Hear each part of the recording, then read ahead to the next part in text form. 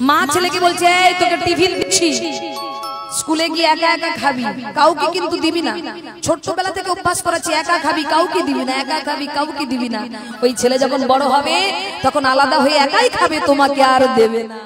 কয় কলিযুগে শ্রীকৃষ্ণ চৈতন্য অবতার পড়াচ্ছে ছেলেকে। ক্ষয়ে কি খেলিবার প্রবন্ধে কইল খোল করতাল, গয়ে গড়াগড়ি যান প্রভু নিজ সংকীর্তনে, ঘরে ঘরে ঘরে হরি নাম দেন সর্বজনে।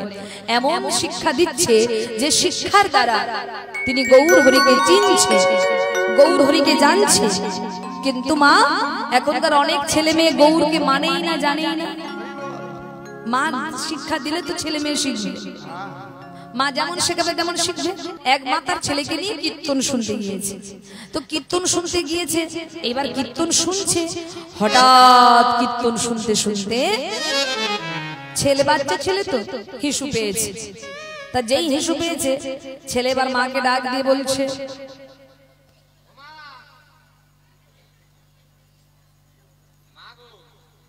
বল। হ্যাঁ সবাই শুনছে, আসতে বল।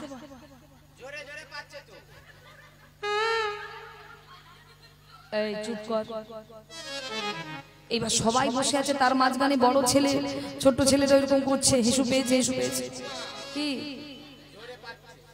এই শোন, চুপ চুপ চুপ, আবার নড়ছিস কেন? দাঁড়া, চুপ কর।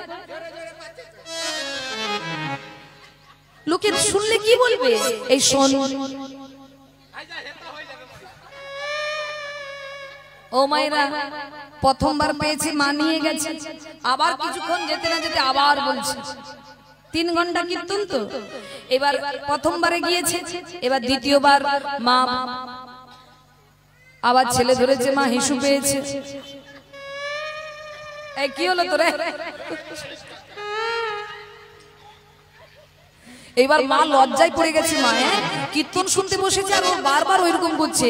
এবার মা তখন ছেলেকে বলছে, শোন খোকা, যখন তোর হিসু পাবে তুই বলবি না যে হিসু পেয়েছে, তুই বলবি মা গান পেয়েছে।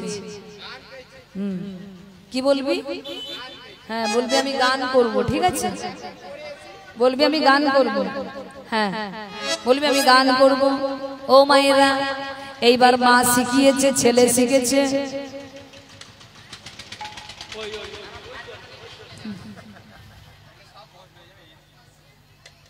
ও মায়েরা, মা শিখিয়েছে, বলছে কি এবার যদি তোর হিসু পায় কি বলবি? যে মা আমি গান করব। কারণ তাহলে লোকের জন্য বুঝতে পারবে না, লোক ভাববে গান পেয়েছে সত্যি সত্যি। তা মা শিখিয়েছে, ছেলে শিখেছে। এবার যখন ছেলের হিসু পায় ছেলে তখন বলে মা আমি গান করব। আর যেই বলে মা বুঝতে পেরে যায় গান করবে মানে বাইরে যাবে। এবার কি হয়েছে দেখুন কাণ্ডটি। পরের দিন বাবা মানে মা গিয়েছে বাবার বাড়িতে, এবার ছেলে বাবার কাছে ঘুমিয়েছে রাতের বেলা।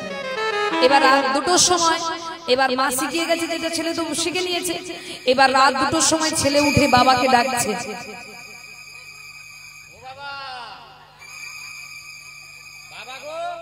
কি হয়েছে? কি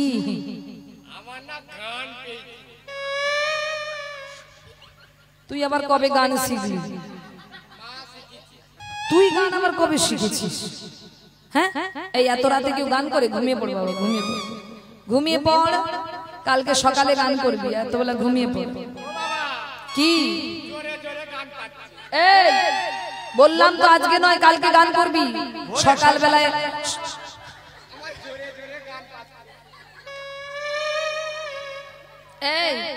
এই রাতের বেলায় গান করিস না, দাদু ঠাকুমা ঘুমোচ্ছে, সকলের ঘুম ভেঙে যাবে।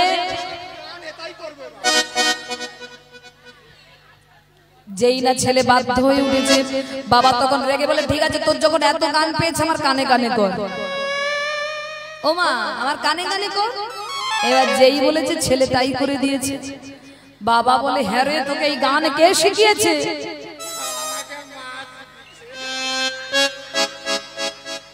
বের হয়ে গেলি আসুক তোর মা। হ্যাঁ বেরো এখান থেকে যা। ও মায়েরা তোকে আর ব্যাখ্যা দিতে হবে না, চুপ করে বস, আসুক তোর মা বাড়ি, দেখাচ্ছি তার মজা। তো মায়েরা মা শিখিয়েছে, ছেলে শিখেছে, তা ছেলের দোষটা কি?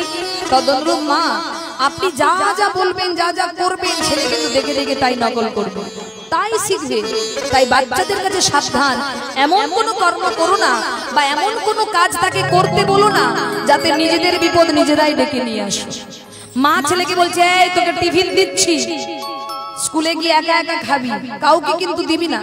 ছোট্টবেলা থেকে অভ্যাস করাচ্ছি, একা খাবি, কাউকে দিবি না, একা খাবি, কাউকে দিবি না। ওই ছেলে যখন বড় হবে তখন আলাদা হয়ে একাই খাবে, তোমাকে আর দেবে না। নিতাই গৌর হরি হরি, তোমাকে আর দেবে না মা। তাই ছেলেকে সুশিক্ষা দাও, যেমন দিয়েছিল বিদ্যাসাগর তার মা ভগবতী দেবী। যেদিন বিদ্যাসাগর একটা নতুন শাল কিনে এনে ঠান্ডাতে মাকে দিয়েছিল, যখন মাকে দিয়েছিল মা কিন্তু শালটা গায়ে দেয়নি। বিদ্যাসাগর জিজ্ঞাসা করছে, মা আমার দেওয়া শালটা কি তোমার পছন্দ হয়নি? তুমি গায়ে দিচ্ছ না কেন? এত শীতেও কেন তুমি গায়ে দিচ্ছ না?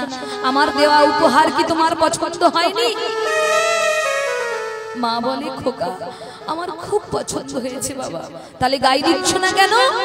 বলে, জানিস বাবা, আমার আশেপাশে কত মা ঠান্ডায় কষ্ট পাচ্ছে, আর আমি তাদের সবার কষ্ট দেখেও আমি নিজের কষ্ট দূর করার জন্য শালটা গায়ে দেবো বাবা। পারবো না রে বাবা, পারবো না। আমি সুখে থাকবো আর আমার চারপাশের মানুষগুলো কষ্টে থাকবে, এটা আমি সহ্য করতে পারবো না বাবা। তাই যেদিন তুই সকলের দুঃখ দূর করতে পারবি, যেদিন এই পাড়ার সকল মায়েদের গায়ে তুই শাল তুলে দিবি, সেদিন তোর এই দুঃখিনী মা তোর এই উপহারটাকে গ্রহণ করবে। নিতাই গৌর হরি হরি বল। এই হলো মা, মায়ের কর্তব্য এটাই। তুমি যখন সবাইকে দান করবে তুমি আপনা আপনি ভালোবাসা পাবে, আর যখন তুমি নিজেই পাবার চেষ্টা করবে সেদিন ছেলের কাছ থেকে আঘাত ছাড়া, যন্ত্রণা ছাড়া, কষ্ট ছাড়া, অবহেলা ছাড়া আর কিছু পাবে না ছেলের কাছ থেকে।